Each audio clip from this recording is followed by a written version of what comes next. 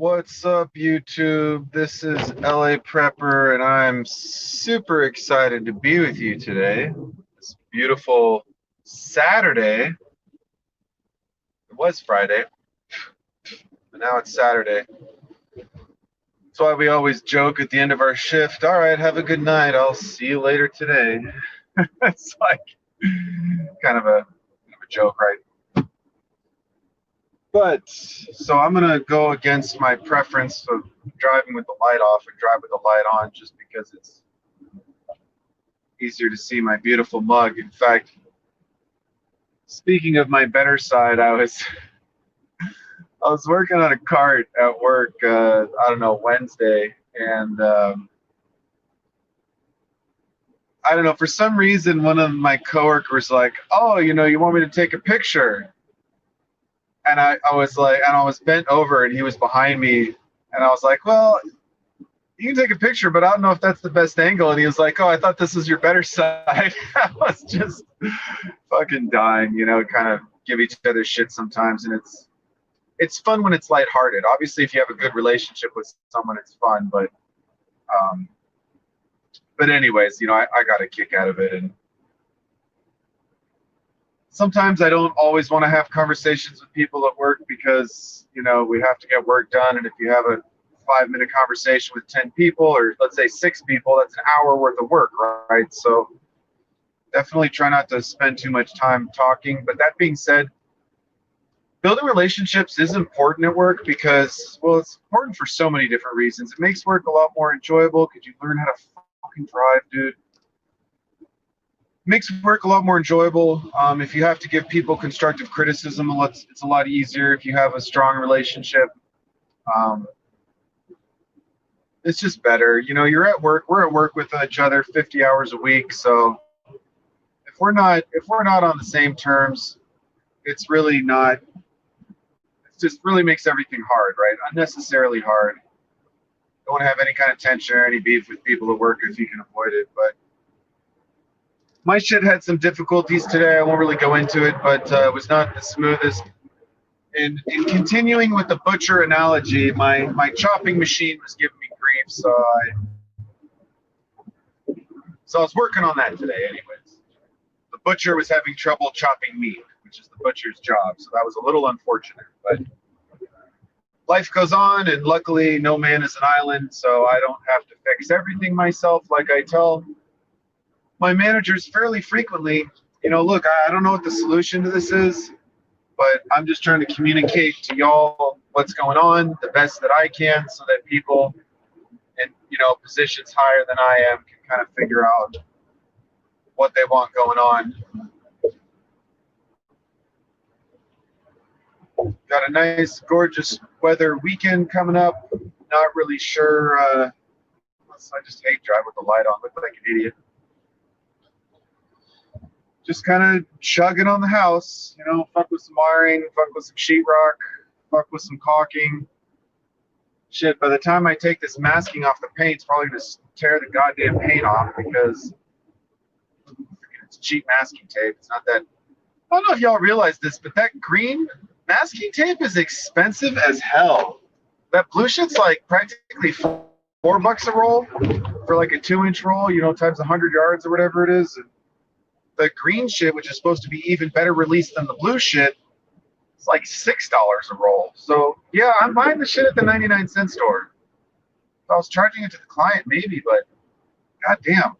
I mean, I guess if you're doing like $1 million house, maybe you can afford a $6 roll of 2-inch tape, but fuck, doing the shit myself.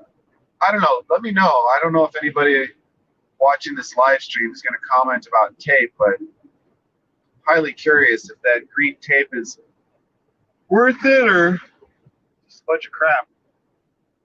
So yeah, hopefully do a little bit of bike stuff. See if I can square away those little air induction dealies that I'm sort of eliminating from the system. So we'll see if I have any luck with that. Maybe I'll shop for a couch, even though I've been failing miserably on that. Hey, real quick, if any of you have a vacuum corded or cordless that you like for hardwood floors, let me know. I might just buckle and buy a Hoover or a Bissell or some brand name thing, Dirt Devil. Because there's a lot of Chinese shit on eBay or like Amazon, right? But I'm just kind of getting sketch off the cheap Chinese shit. I mean, I know a lot of the stuff that even Hoover or Bissell, whoever, it's all made in China anyways. But there's a difference between made in China and Hoover is like supervising the process, and made in China and it's like, feng shui vacuum company, right? So not everything in China is garbage that they make, but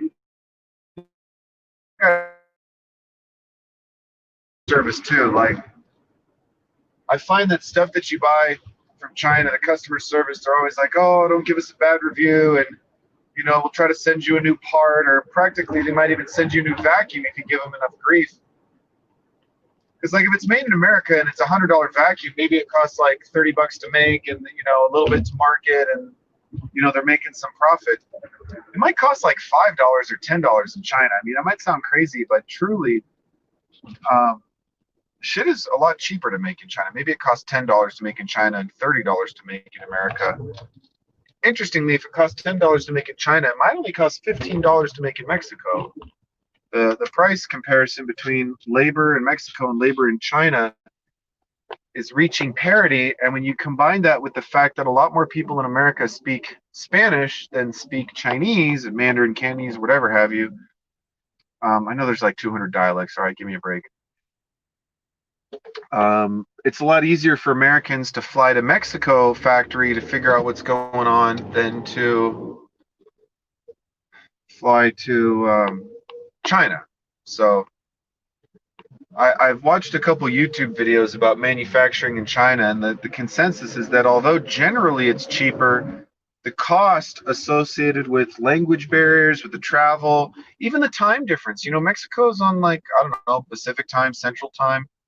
Much better than being like 10 hours apart or however many hours apart Beijing is, whatnot. Man, I'm tired. I left work early today on account partially of the technical difficulties I was having and on account of it being Friday, and last but not least, on account that I can. So, I told him I'd come in tomorrow, but due to reasons beyond my control, that may not be necessary. But I find in life that,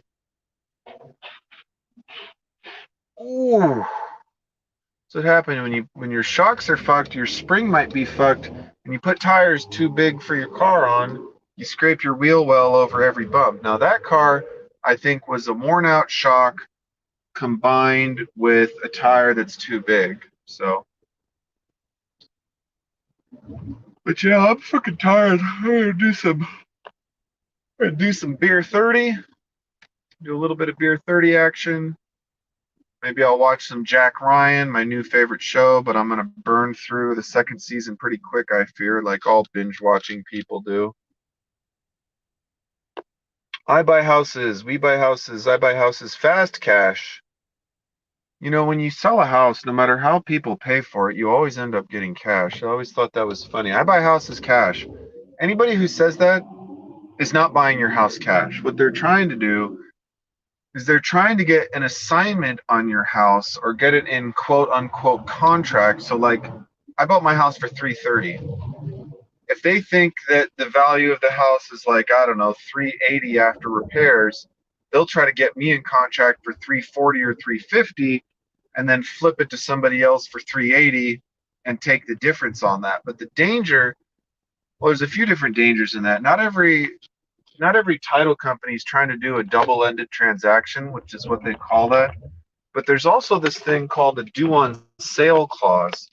So depending on your loan and depending on the assignment, if someone gets an assignment for the entire property and is like, oh, I promised to buy this house in 30 days for, $350,000, then if the seller or the bank gets wind of that, which they probably wouldn't, but they could theoretically call the loan to be due immediately. So the bank could contact me and say, hey, you said you're going to sell this house to this guy. or gal or whoever for $350. So sell it. I'm not a real estate expert or a tax professional or a legal expert, but just if you're curious about all these we buy houses fast cash, Google these two things: due on sale clause, and Google double-ended transactions California. And if you want, you could try Googling assignments, wholetailing, a few different words for it. But not to say it's not possible. It is possible, but not everything is as easy as it seems on TV. So be warned about these seminar quick money people. I'm doing the slow money shit. I bought a house, boring financing. It's my house. I live there, owner occupied. Nothing weird about it. Fixed rate loan, fixed term mortgage, nothing adjustable. Slow and steady, baby. Slow and steady, stacking cash. It's going to take a while, but you know what? I got the rest of my life. Well, I'm home. It's beer 30. Sounded a little bit weirder than normal. Till next time, like, subscribe. Keep all your stuff running better than I do. Stay safe out there, YouTube. And of course, keep prepping.